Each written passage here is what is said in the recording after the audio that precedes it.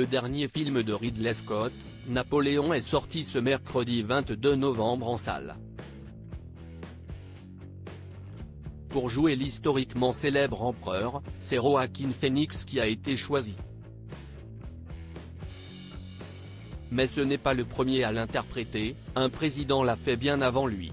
Le long métrage n'était pas encore sorti qu'il était déjà largement visé par la critique et le moins que l'on puisse dire si est que le réalisateur de 85 ans n'a que très peu apprécié les remarques. En effet, parmi les chanceux qui ont pu découvrir le film en avant-première, certains regrettent quelques inexactitudes dans l'histoire et la chronologie du personnage.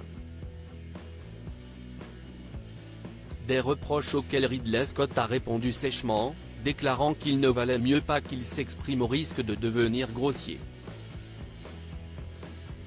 Il faut dire que le réalisateur de Gladiator avait mis le paquet pour cette superproduction, faisant notamment appel à l'emblématique Joaquin Phoenix pour interpréter l'empereur.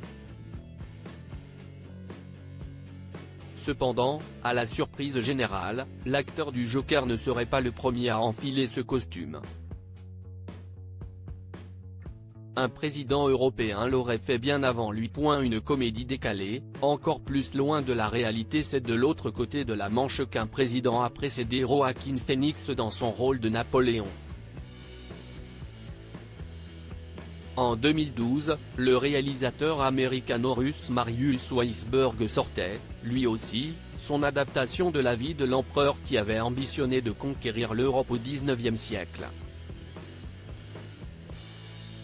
Une comédie bien plus éloignée de l'histoire que celle de Ridley Scott, avec comme rôle principal, nul autre que Volodymyr Zelensky. Pour rappel, avant d'arriver à la tête du pays en 2019, le président ukrainien était un acteur et humoriste populaire dans le pays. Rien à voir avec le long métrage de Ridley Scott, Ardjejewski contre Napoléon raconte l'histoire dans une version un brin décalée. Qui de mieux pour incarner l'empereur que Volodymyr Zelensky, connu en Ukraine pour son émission comique KVN.